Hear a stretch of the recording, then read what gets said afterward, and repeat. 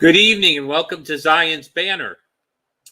Tonight's a little bit of a different type of show. I'm going to delve outside the area of theology proper and even theology and philosophy and get into the area of philosophy, but not without exegesis of the Bible because I just can't do that. This show came from a show that was done on another YouTube channel. I actually should get that for you. I have that available and post it in the description center section. And I'll probably do that after the show, as well as in the description posting the resource that I put up, which is an excellent resource done by George Zemek of Middletown Bible Church that used to hold a Bible conference that featured Dr. John C. Whitcomb. And this will be very different. Now, this is a very respectful show. The gentleman I'm going to be dealing with, who is on another show commenting on Molinism, is a PhD teaching professor at William and Mary. And so he is an intellect. In fact, I really had a little trouble trying to follow along with him in a few places. I have included clips. The show was over an hour. What I tried to do was get the main gist of the show and get you the definitions and the main gist, and then present the idea that there might be another way to go at this whole divine sovereignty, free will thing that might give us better pictures, and they're pictures more from the Bible. And so I'm just proposing maybe we can alter our methodology as a way of dealing with tough biblical subjects.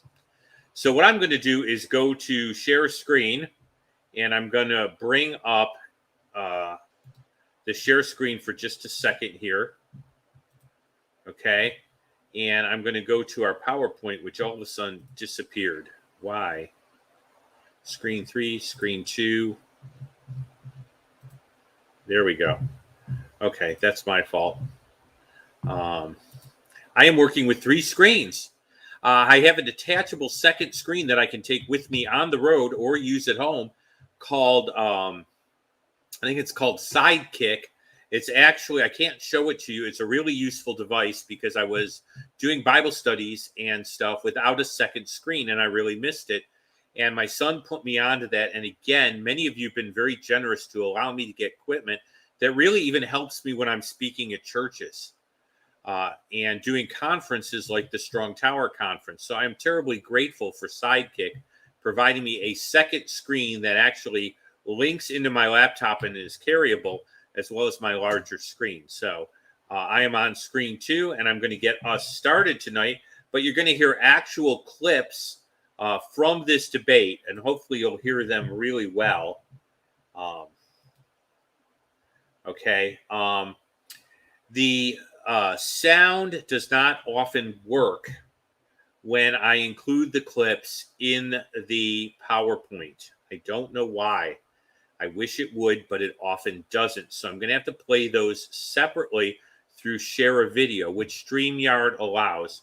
I do want to mention Professor Swenson, PhD, is eminent. He is an expert. I really respect his expertise. I'm dealing with a fellow brother who I questioned some things I heard, but is incredibly sound and incredibly gifted in the area he's in. But I want to muse over these things tonight, and I really want other people to muse over them too. And I think, if nothing else, if you don't hear the end of it, please come back and listen to the end of it, because I want to propose biblical models for dealing with a situation that a philosophy professor is dealing with. And I think that may end up doing us more good in the end. So let me show the first clip here, which is what is Molinism. Now, some of you are familiar with it. Let me explain to you a little bit about its history. It was actually a response to the Jesuits, who had a certain theory related to providence. And so the gentleman here, Molinaire, I want to be careful with my French pronunciations, Louis de Molinaire, if I'm pronouncing the French correct, proposed this as a way of dealing with providence and human agency. And he was responding to the Jesuits. And I have to admit, of all the teaching orders of the Catholics, the Jesuits are certainly not my favorite historically. They were not a lot of fun historically. So I'm going to bring up this clip. It's going to introduce you to the basic idea of Molinism. Now, some of you are extremely educated individuals and you already know what Molinism is, but some of the people tuning in might not. So bear with me while I let everybody get on the same page here.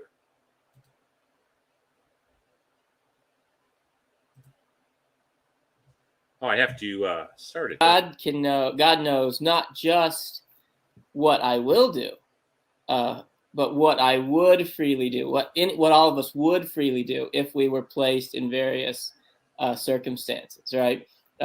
So God can know things like if Curly were offered a chance to freely steal $1,000 from his employer, he would take it, right? And facts like those are called counterfactuals of creaturely freedom, or CCFs, right? So if you hear me say CCFs, I just mean facts like if Curly were offered a chance to freely steal, he would take it. Or facts like, if Philip were in this exact circumstance right now, he would raise a water bottle, right? So that's what CCFs are, right?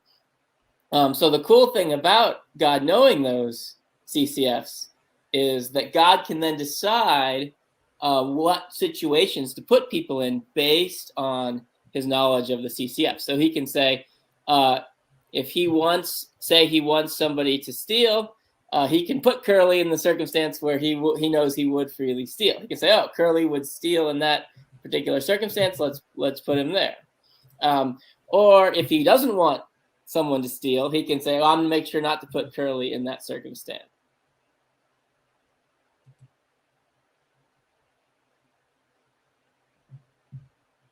Oh.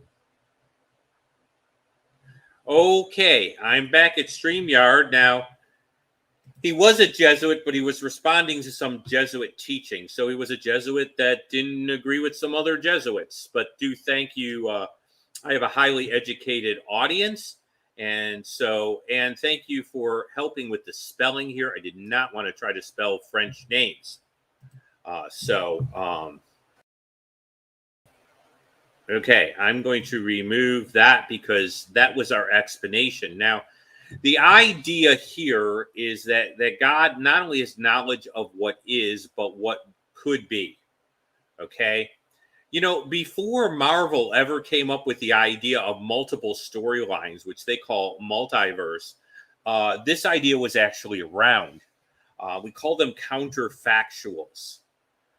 And these have existed for a while. And the idea here is that God doesn't just know what is, but he could know what could have been. And then he could use that knowledge in such a way that creatures are choosing, but God has only actualized the universe in which certain choices will be made. So they're freely choosing. It's just that particular universe doesn't provide, the universe doesn't provide them that option. Sort of like, I don't have to choose what dress to wear because in the universe that God created, I'm a male. And so I don't have that particular choice available to me unless I have other problems. Okay. But the reality is there's certain choices I didn't have. Like I was born into a Jewish family. So I didn't have the choice to come to Jesus as a Gentile because that choice was never given me. I was born in a certain period of time. So I had the option to use a apnea machine. But let's say I had been born in a period of time when I didn't have that option. Then I could not use an apnea machine because I would have been born in a period of time in which apnea machines didn't exist, and that choice would not exist to me. Now, the reason I'm doing this is I want to present some pictures that we can pull from the Bible that might help us with this whole thing eventually. So this will be biblical, but I want to deal with the philosophical. And so that is basically what Molinism is all about, that God used those choices. Okay. That was an intro slide. We really don't need that. We know who it is. Kirk McGregor also teaches on this. Well, let's hope I do at least a decent job in trying to deal with this.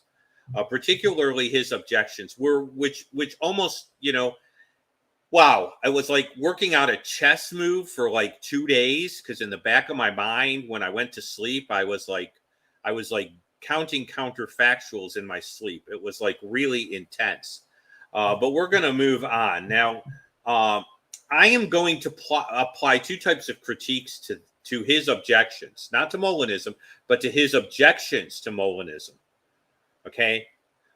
This is not to go ahead and say I'm a dyed-in-the-wool Molinist. I find the idea incredibly interesting for the advantages it gives in reconciling certain truths that are in tension with each other in the scriptures. So I find this idea interesting, and maybe I lean a little bit for it, but I'm really very leery of deciding on philosophical or theological positions quickly. In fact, Pastor Brian says you tend to overthink everything. I love to think about the Bible, and I love accuracy, and I don't like it when I'm not accurate. And so that's kind of the situation there. Plus my mouse. Okay. Furthermore, I'm going to go to a Bible verse that talks about middle knowledge and apply his critique of Molinism to a Bible verse that I think seems to imply middle knowledge, and see if it works. So I'm going to do both a thought experiment as a father, and then I'm going to take his critique to a verse that seems to indicate what's called middle knowledge, that God actually knows what could have happened in certain situations and what possible responses a creature would have. A shout out to Lindsay. It is so good to see you here. Thank you for joining. And so I'm going to do that because I think it's a methodology that allows us at least to look at as his dislike and his objections. Now, remember, I didn't end up having the clip here, but he states he was a Molinist, and these two objections sank it. And I'm saying, well, I'm not a dyed-in-the-wool Molinist, but I'm not sure that his objections sink it, even if, because there are some things about his objections that just are maybe a little cumbersome and maybe objectionable. And so that's why I'm doing this. At the end of the program, my goal is to present more biblical models, because I think what we can do is go to the Bible and look at some things we know about God and about us, and maybe come up with better language to discuss this whole area. So, is it rational to be a Molinist, and is it directly unbiblical to be a Molinist, is part of what I'm looking at.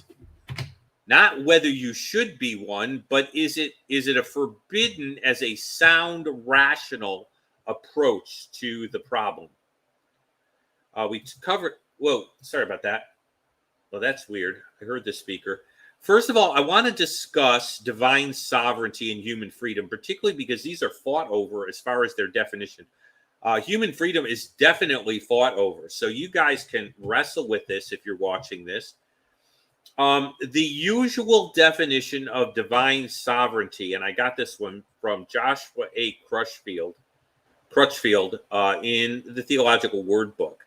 There are a lot of definitions, but I thought they bordered on defining the nature of that sovereignty. I wanted a bare bones definition of divine sovereignty. If I cut away all the arguments and everything, can I come up with a single definition that is pretty standard in Christian theology? God's sovereignty refers to God's all-encompassing rule over the entire universe. I thought that was fairly standard. I thought that was pretty good. It fits every systematic theology that I've ever read or ever seen. And I wanted that up there. Now, is there evidence for the other side? What is free will? The problem is we're going to talk about two different views of free will, which don't seem to be showing quite the way I want them to, but that's okay. The Bible indicates that human beings make choices, and they have the ability to disobey God and resist him in a limited way. Okay, God ultimately brings about his plan, but that does not mean that human beings cannot be uncooperative in the process. We're going to look at some verses. One of the words that's used that we're going to see is Abba, and not Abba like father. The hey is silent for you Hebrew folks. Abba, which has the idea of want or willingness to. And it's one of the words that's used a lot, but you would not. Now, I know that's Greek, but if you went to the Hebrew, this would be a perfectly legitimate word to end up being used. And so I'm going to go there. And what I wanted to talk about, and I'll just talk about it. Something seems out of whack tonight. There are two concepts of free will. There's one called compatibilism. God's totally in charge, but you make choices. Now, there's a libertarian idea of free will.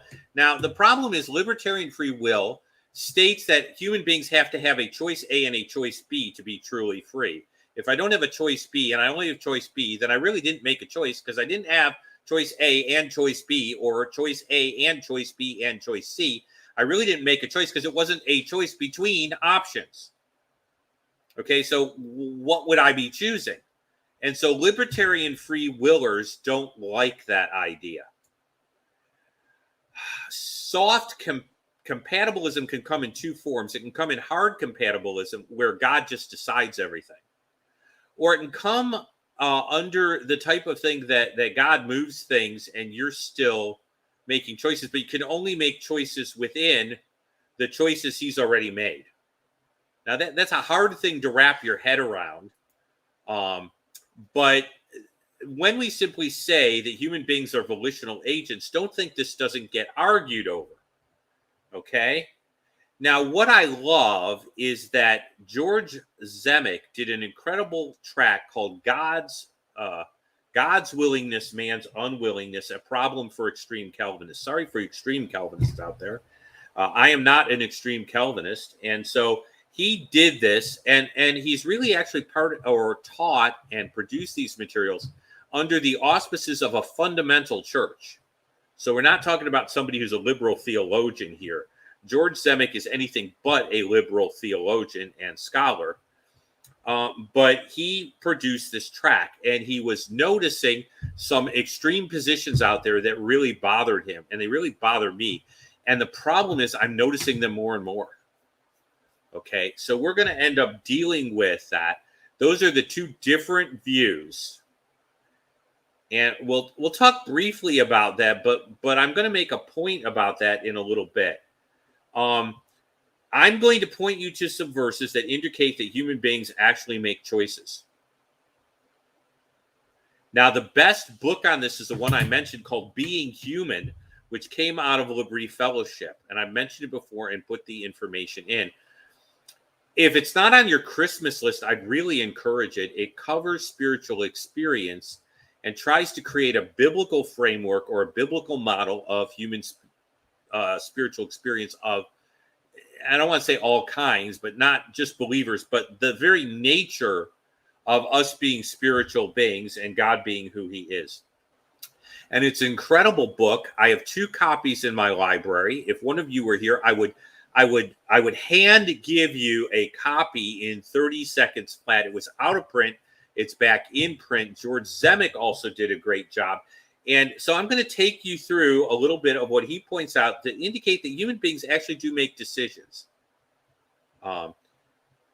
Again, why is this such a big deal for me? A.W. Pink came out with a little track, why you should love your cancer, where he basically says that God gave you cancer if you have cancer, like he directly gave it to you.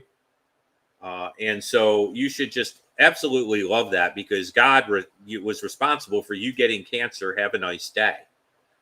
And there have been other statements by gentlemen like that. And I don't want to poo-poo them, but I would never go to a cancer patient and say, hey, enjoy your cancer today.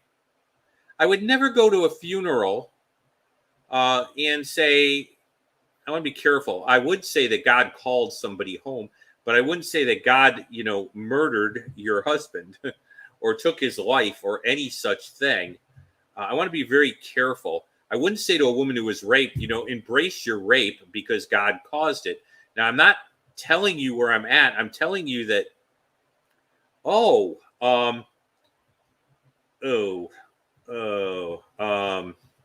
I don't know any way to pull the book right now. If you wait till the question time, I probably can pull it up real quick and give you a URL. I think it's Jared Bars, and the other last name is Macaulay. And I think it's, now this is, we're doing a different name here, but I think it's MCAU Macaulay. I'll pull it up. I remember Bars a little easier. But I'll try to pull that up for you. And that will be like our resource next to this. So you got two resources this week that are really good. And I'm going to go through this a little bit. This is Isaiah 28:12. Now, Isaiah is an exilic prophet, and he's warning Jerusalem. Okay. And he basically says to them, this is the rest by which, now this is, a little King James. He uses a King James. Which ye may cause the weary to rest, and this is the refreshing, yet they would not hear. Now, the word used there is that Hebrew word abba, previously, negative, with a negative. God offered rest, but Israel resisted. God was willing to give them rest. Okay? I mean, he says that God graciously offered them rest, but they were unwilling to accept that rest. So they did not accept it. Here's Isaiah, same prophet, same situation here. God is talking to them about their future restoration in order to give them hope, but he's talking about their non-complicity with God. For thus saith the Lord, the Holy One of Israel, in returning and rest you shall be saved, in quiet and confidence shall be your strength. It's a great encouraging verse, but you know what? It's not about me on Tuesday morning directly. It's about me by extension. But ye would not. Wait a minute. God says, in returning you will be saved, but Israel says, no, thank you. Okay? Now, let's look at the word that's usually used for choice. Okay? God does expect and allow individuals to choose that which pleases him, and that's where the word bechar comes in. This is a common Hebrew word, and Slam already found it. She found it before I could pronounce the guys' names. That's amazing. Almost like failing. Can you put a pronunciation for the second guy's name? Because I always have trouble with it. But let me put that up there because this is such a good resource. Okay, it's not real expensive. At least it wasn't when I got it. Consider, okay?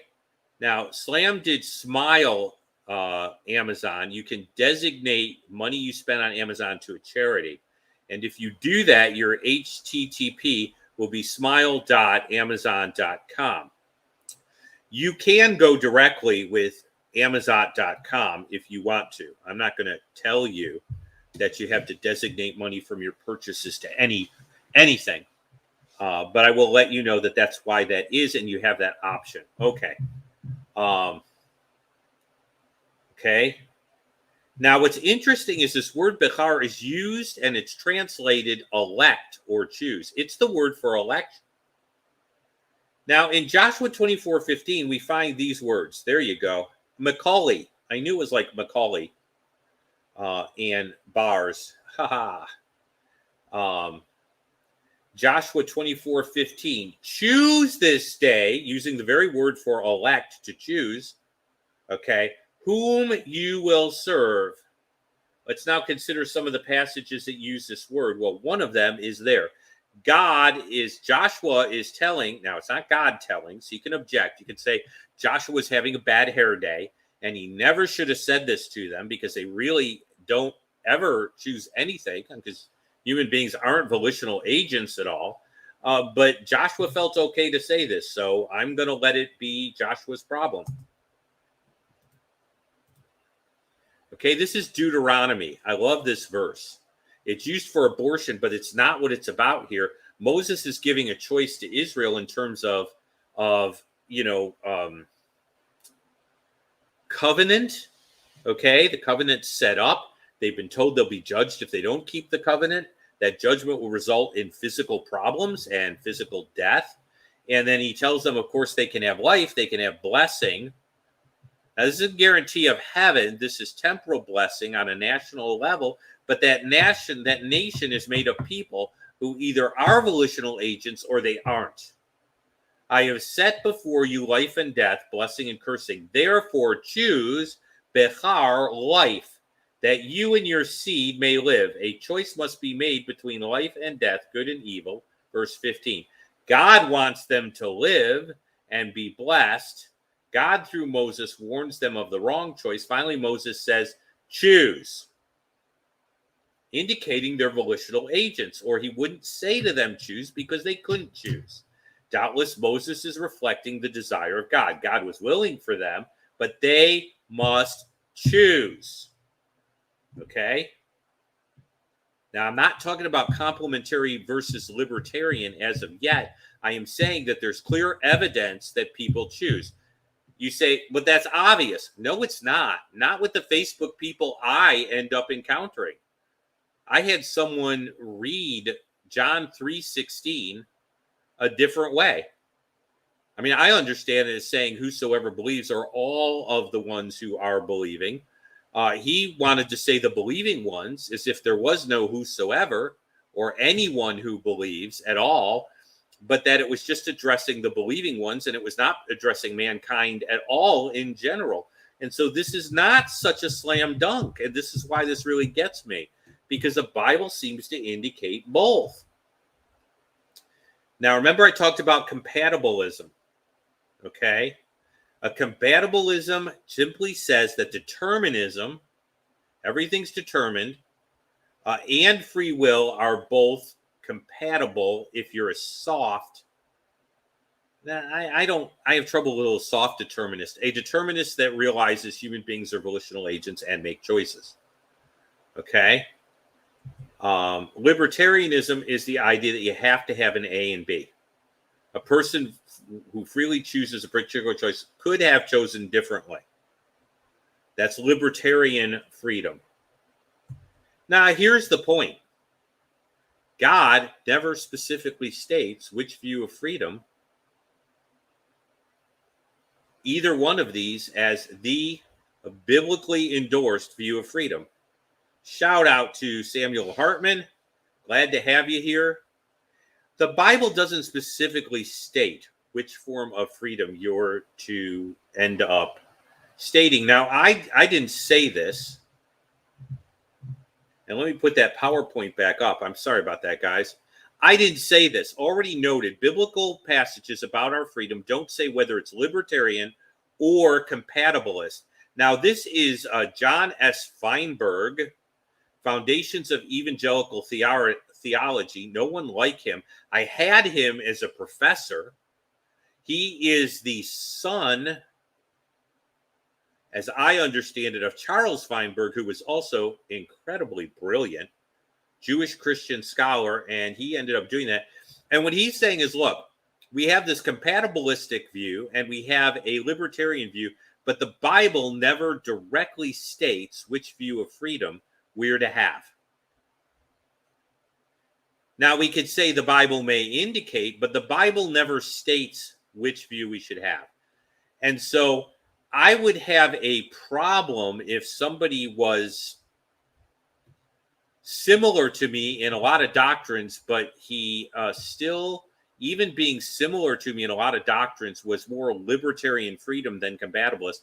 I would have a real problem breaking fellowship with him over it, per se, if it didn't become an issue related to other doctrines, or if he didn't get nasty or push every third day that view as being the only view. because I can't say it's the only view, and I can't say compatibilism is necessarily the only biblically directly endorsed view. And I think we need to be careful about that. The Bible doesn't always use our philosophical language because the Hebrews didn't sit around being philosophers in and of themselves. So I'm going to go back here. Okay. Let's talk about evidence of divine sovereignty. This is like old school for you guys. My favorite place to turn is Daniel 4. Okay. 34 through 37, just because you're getting it from Nebuchadnezzar, who I believe ends up converted. Okay. In fact, I think his whole conversion story, where he's a beast, looks up to heaven, and then has his sanity restored, is a perfect example of the sorts of models that we should be looking towards to understand all this stuff. Okay? The important part about this verse, okay, is his statement about God's sovereignty. And when we're looking at this, remember, it says he looked up, and at that moment, his sanity was returned. And I'm going to go to one of those models. Okay? Because I think there's a biblical model and a biblical lesson from this. Okay? But he states, I, Nebuchadnezzar, praise, extol, and honor the King of heaven. All of his ways are true. All of his works are true. All of his ways are justice, and those who walk in pride, he is able to put down. Now, this is a statement of sovereignty. Let's just state it. God obviously was in control of this situation. He dealt with a major king. I mean, Nebuchadnezzar was no one to sneeze at. I will keep track of that book.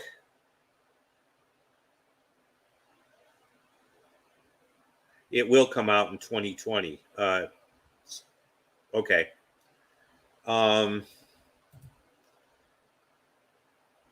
Let's look at evidence for middle knowledge. Where do I get the idea? Is there anything in the Bible that God tells me God knows what could have happened? Okay. I wonder if everyone's hanging in there. This is like really heavy water to trudge through. Jesus makes this incredible statement in Matthew 11:21. Woe to you, Chorazin. Woe to you, Bethsaida.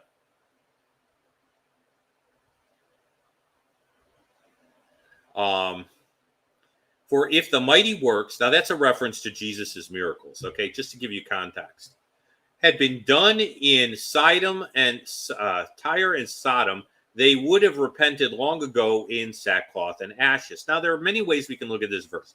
We could say that Jesus is listing a hypothetical, which in no way ever could be true. He's just kind of making it up. Like, once upon a time, there was a woman with long hair. Okay, and her name was Rapunzel. I don't think that's what's going on here. He's issuing a statement of judgment to two cities because he is stating that if the miracles that they observed had been done in Sidon and Tyre, they would have repented. In fact, when we look at the verse, he says that they will be judged for not repenting. See if I can go down here and go here. I'm Matthew 11:21. Sorry about that. I wanted to go to Logos. Matthew 11:21, and I'm going to go to Matthew 11:21. Okay. Every so often we get a glitchification here. There we go. I'm going to go to Matthew 11:21 here. I'm going to increase the size, okay, which I can do on the Logos. I'm going to go to Matthew 11:21.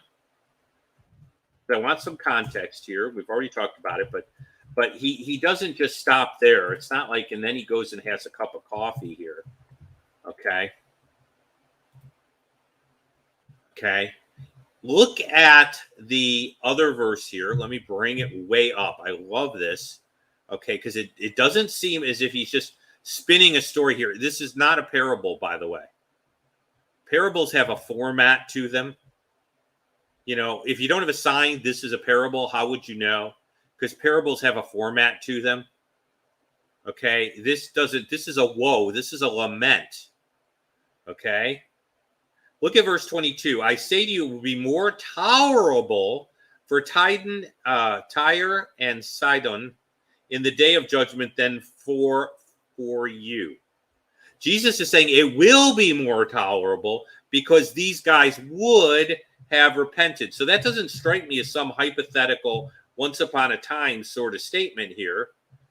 That strikes me as a legitimate statement that God actually knows what would have happened in those cities if Jesus's miracles had been done there. Now, that gives me the feeling that I can at least state that the scriptures have some evidence for middle knowledge.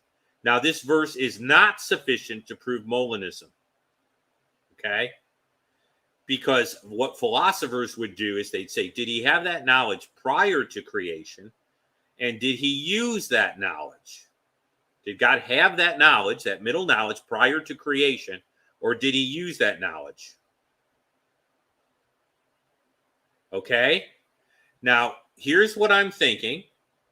I have information of middle knowledge. I don't know whether it's sufficient for Molinism. My gut level reaction is God probably had the knowledge prior to creation, because I can't think of God learning anything new. That would end up putting me in what's called process theology, and I really don't want to go there. So I'm willing to accept that. Did he use that knowledge? Okay, now we're getting, and when did he use that knowledge? That gets more complicated, but I at least have some information here. Now I've got to turn to dilemma number 1, which is called the fixity of the independent. Why do things get named that are so complicated? I will never know, because I would have probably given it a different name. So I'm going to go ahead and share a clip and remove a clip here. I'm going to remove from the studio. I'm going to hit share a video file. Here we go. Okay, and I'm going to go to the fixity of the independent. There we go. I'm going to open that. Okay. So before I get to that, I'm going to first introduce a principle that I will use in both of my criticisms of Molinism. So this is the principle of the fixity of the independent, right? So the fixity of the independent says an agent cannot do something that's incompatible with facts that are not explained by their choice, right? So the idea here is that there are some facts that are beyond my control, and I can't do anything incompatible with those facts. And what are those facts? Those are the facts that are not explained at all by my choices, right? So to get the idea here, so think about facts like Reagan was president in the 80s. I think I can't do anything incompatible with Reagan being president in the 80s, right? I can't do anything that would make it that he never was president in the 80s, right? Why? Because that's something that doesn't depend on my choice, right? That's true independent of what I do now. Or take the sun will rise tomorrow.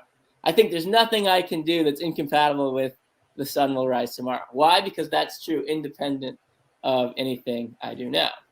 But other facts, like Philip will be on campus tomorrow. Well, I can do something incompatible with that. I can decide to stay home. Why? Because that truth depends. Okay, I'm going to pull this and remove it, and I'm back again. That's the fixity of the independent. I had to plow through the name to begin with, okay? And I have a doctorate related to, it's a doctor of ministry related to, Sam, you will ask a good question.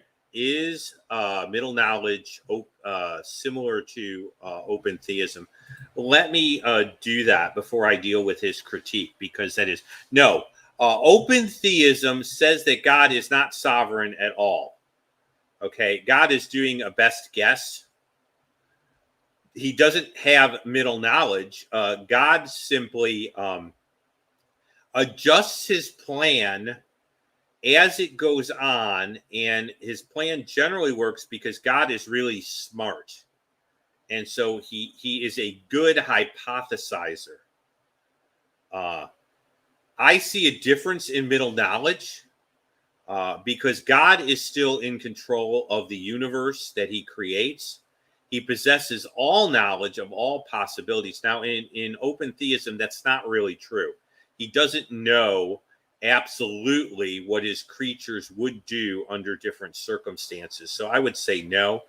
Whether it'll lead to that, I don't know logically that it has to at all, because that knowledge is prior to creation. And open theism doesn't have God having knowledge of all possibilities. It's like I'm going to use a Marvel Comics. It's like Dr. Stephen Strange being able to go back and see every permutation, except God doesn't go back to do it.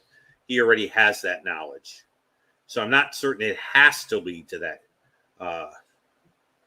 Some would say it may. Well, I don't know what may happen because I don't have middle knowledge. So I can't say that. But if I did have knowledge of all creatures and everything everyone would do, and I could say that absolutely, if this idea was accepted, that it would result in everybody being an open theist, then I would have the ability to say something like that. But I can't. Okay. Now, I'm sitting around and I play chess. In fact, I got a new little app for my phone that allows me to try and solve chess puzzles in so many moves.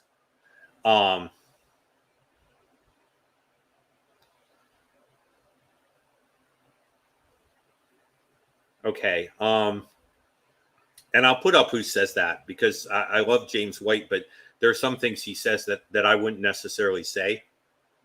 I think that goes too far. I think Dr. James White may be thinking or acting as if he had middle knowledge by saying that.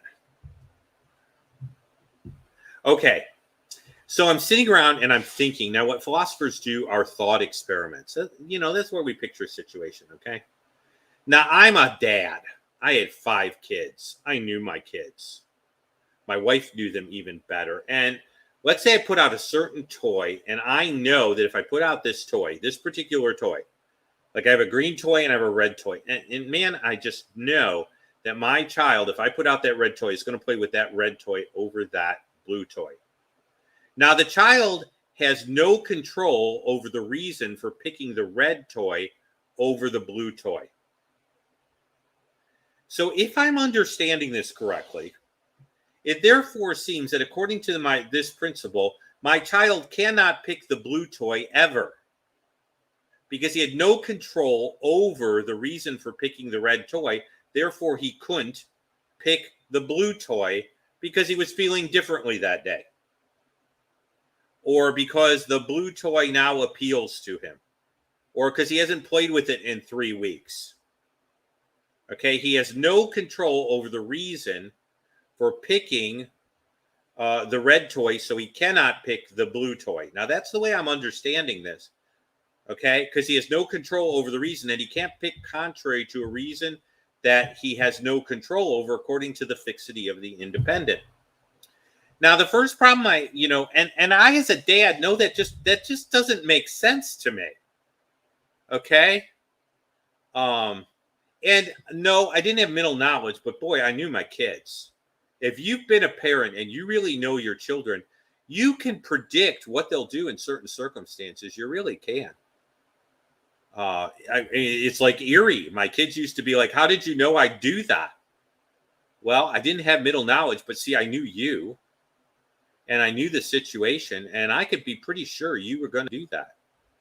Not with the certainty God has, but with parental certainty, which can be pretty good at times. Let's be honest about it. The other thing is it seems to confuse will not with cannot. Okay, there are a lot of things I will not do, but it does not mean I cannot do them. This is my problem with trying to go from total depravity to total inability. I'm not sure that they're the same thing. And I kind of have a problem with cannots and will nots. Now, Contingency is that one thing's dependent on another thing.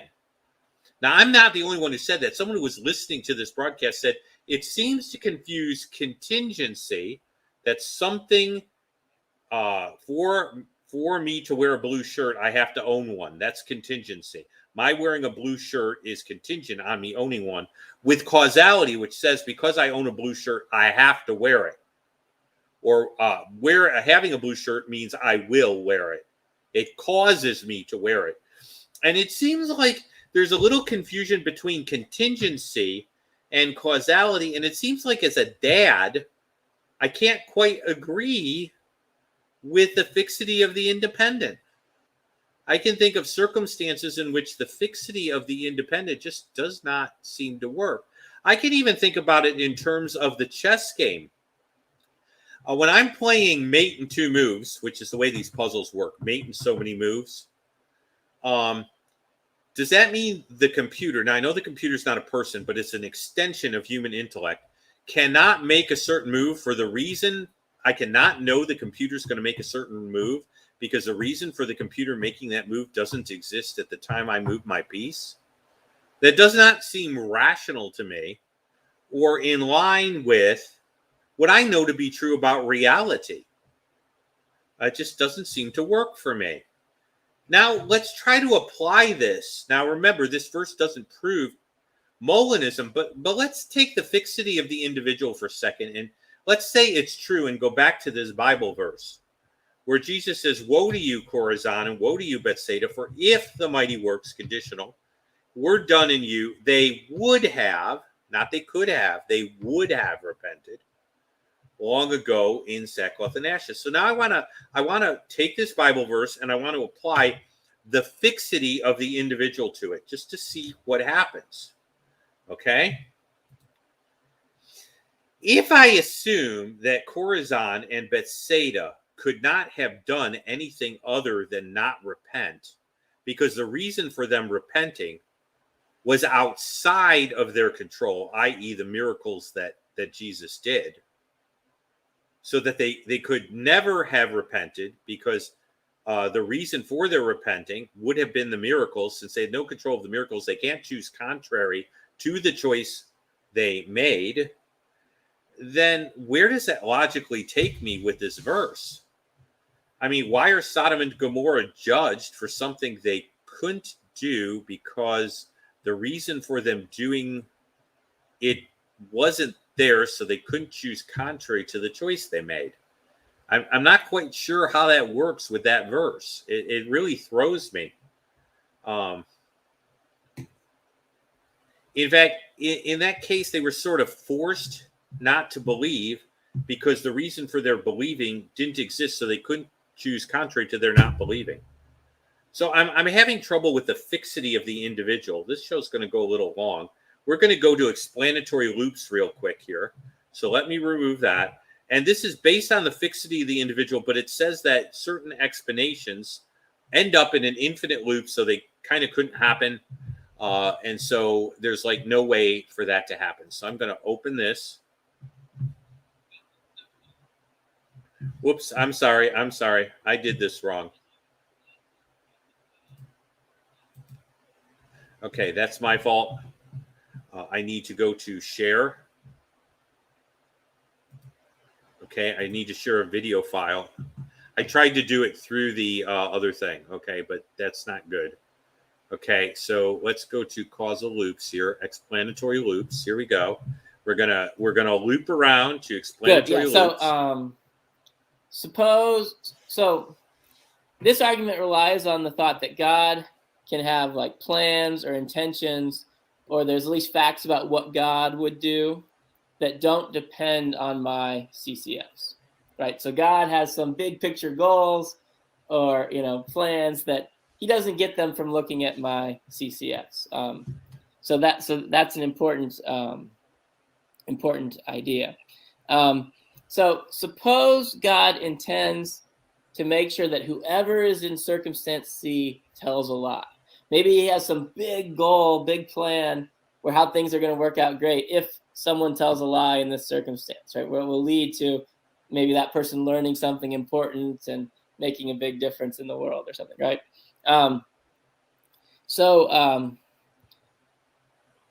Because of this, God has this intention, right? Whoever is in circumstance C is someone who would tell a lie in C, right? And we'll call that intention IG, right? God's having IG means that he would only put me in C if I would freely tell a lie, right? Because he's going to make sure whoever's in C would tell the lie, right? Now suppose I am in C, right? So God has put me in circumstance C. And remember, he would only do that if I would freely tell a lie. So then we can argue like this. If I can do anything other than lie, then I can do something incompatible with God having IG. But since God's having IG is not explained by my choice to lie, right? He had this big picture goal. Whoever's in C is going to tell a lie that was independent of me. I cannot do anything incompatible with God's having IG. And that comes from the fixity of the independent, just like we saw before. So therefore, I cannot do anything other than lie. I should say this is a simplified version of the argument, so don't blame Justin and Andrew if this version is bad, but it captures kind of the basic idea, at least. Okay, so then this one, the conclusion lands you right back on the first horn. Exactly. So it avoids the possibility of just embracing explanatory loops. We get back to this problem that I cannot do anything other than lie if we accept the fixity of the independent. So that's the cool thing about this argument. Okay. So I went through this and I went, okay, the problem is that the explanation for God choosing to put you in a certain situation would be that you did something, and that would be the explanation for you did it. So it looks like the explanation it's like circular reasoning, where the explanation is the conclusion and both the reason for God choosing to put you in certain situations. And so given the fixity of the independent, that kind of ends up landing in some sort of like circular reasoning. And I went, okay, wow. Once I unpack this, what do I do with this thing? Okay. Now, Molinism is based on the fact that God does not make every single possibility actualized. Okay. So hang out with me because I want to get to the biblical models. But it's not like multiverse in Marvel Comics. It's like seeing every possibility, but it's not like every universe with every possibility gets actualized. See, that's where Marvel goes kind of crazy and gives me a headache. Okay, because I don't believe in multiverses. I think that's like a joke. It wrecks causality and a bunch of other things, and it's just really weird, and it gives people headaches and keeps them up at night. And I'm sorry, I just don't buy it. But the difference between Molinism is that God, with his middle knowledge, only actualizes one universe. The others never come into being. Okay? So it's not as though the explanation for God choosing something is that you actually would do this. It's God seeing you would do this and deciding whether to put you in this situation. Okay? Now, I mean, it makes a certain amount of sense to me that God could have put me in a place where I'd meet my wife and I'd end up marrying her. But it doesn't mean that God had to put me in that place in order to marry my wife, because that's the explanation for him creating that universe. In other words, the middle knowledge is something he uses, but it's not deterministic upon him. He's not bound by it. Let's not treat it like a form of like God's determined by something, because that would be very bad.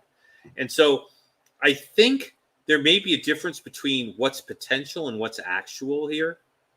And that might be a way to deal with this.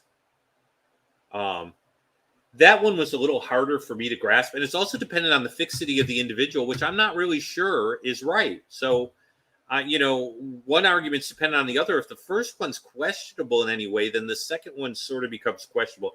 Let's talk about models. and I'm going to get back here, okay? And I'm going to add this to the stream. And I'm going to take me out of the way. Me and my daughter have had some wonderful conversations about this. She is like brilliant, okay? And you're not going to get into, trying to find future mates for my daughter or anything, but she's just a wonderful girl, extremely intelligent, extremely able, and we banter around these things. So I have kids who bantered around this stuff, and they don't have philosophy degrees, okay? And she was explaining this to a friend, and I thought she explained her model, and I explained mine. I like both of them. Rivka's model is the difference between ultimate will and free will. Okay, and I kind of like this. I thought this is interesting. God has ultimate will, therefore, all choices not directly impinging on his character are available to him. He's got infinity minus 12 choices, okay? Now, human beings have free will, but they are choices that aren't open to them. They don't have ultimate will, they have free will. Now, let me give you an example of this that I think really works. And let me know if this is starting to fade, because I'm getting the incredible warning thing here, and I'm hoping our high speed holds out. Good. Here's the way this ends up working. I could not choose to be a girl. That choice was not open to me. I could not choose to be born in Philadelphia. That choice was not open to me. I could not choose who my parents were. That choice was not open to me.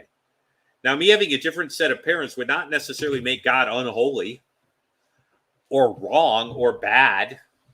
They could have even been a Jewish family in Philadelphia, and it wouldn't impinge on God's character. He would not be lying or violating his character for me to have been born in Philadelphia. But if I was born in Philadelphia, I was not born in Chicago. Certain choices were not open to me. God has infinite will, in that he can choose anything that does not end up contrary to his character. And so he has a lot more choices than I do. I have free choices, but I don't have all choices. God has almost all choices because he can't do anything contrary to his will. So he has more choices. The name of that model, I'm honoring my daughter. I called it the Rivka model or explanation because my daughter is Rivka. And I have not seen this before. I thought, well, this is a cool picture. Okay. Now, someone might say, well, could this be a form of soft determinism? Well, I don't know that I would rule out every form of self-determinism if the form of self-determinism was pretty biblical. But what did we do? We went to the Bible and we talked about who God was and who we were. Okay? And so we talked about it in terms of biblical data. I can demonstrate that God can do anything that is not contrary to his will, because I can find those sovereignty verses, but I can also find verses like God cannot lie in Hebrews. Now, lying in Hebrews would be something contrary to his will. Okay, but he's sovereign in all the other ways. So I could say I have biblical data, he's sovereign, and I have biblical data that he can't act contrary to his will. So he has all choices that are allowed him that are not contrary to his will. But I know that the Bible indicates that things like a person's place of birth are fixed and they are not in charge of them. And so I can know that human beings have free will, but I can know that God has a lot more choices. So I can call that ultimate will. Now, that's a picture I'm deriving from biblical data, and I'm using philosophy just to draw a few conclusions from the biblical data. I'm using the biblical narrative as a way of getting there. And I thought, well, that's not bad. Okay. Now, here's the dad model. It's mine. This is the one I threw at her. It's called enabled response. This model is in keeping with the biblical narrative too, and the nature of God by the analogy of fatherhood. Now, I'm not saying God is redemptively the father of every human being, but he's the creator, and his creatorship is linked to that sort of picture of fatherhood. And let's face it, let's say that he has the heart of the perfect father, even if he isn't the father of all men. That the Bible indicates the qualities that a father should have God indeed possesses. And it's an argument by analogy. When I was teaching my child to walk, I had to enable the child by holding his hand and supporting him each step, but the child had to move his legs. My enablement was supporting him in each step and holding onto his hands. The child's ongoing simultaneous response was to move his legs in a walking manner. Now, I think this is really helpful with regeneration. Here's what I don't believe biblically, that regeneration precedes faith. Okay, I think that's a horrible, horrible position, and I do not believe it's biblical. Okay, whoops. I'm sorry about that. I don't know how I did it. Okay. Yes, Slam said Rivka model. Yeah, there you go. I'll never publish. She'll never get it official, but unofficially, I can call it the Rivka model. And anyone who sees this can know it as the Rivka model. Isn't that cool? My daughter's like famous for like 15 seconds. More than 15 seconds. All right. Now, here's what I like about this. I think the biblical models presented in the last two slides present us an image or a picture that we can share with people to understand human responsibility of free will and divine sovereignty. In other words, it gives us a picture, an illustration that I think is far more biblical, and maybe drawing on those sorts of pictures will give us a better understanding of how to deal with these issues than just trying the straight logic itself. Okay? Maybe trying to start with the biblical data and digest that and find some pictures or analogies is a better way to go at this. And that's where I'm going to leave things tonight, that it may be better to start with the biblical data and see if there are analogies or pictures that we can draw on, and then use logic to understand those, and then try to explain those, than it is necessarily to try and totally just kind of go at it philosophically. Now, I don't know that people would agree with that, but I wonder if that doesn't provide us a better way out of our dilemmas than anything else.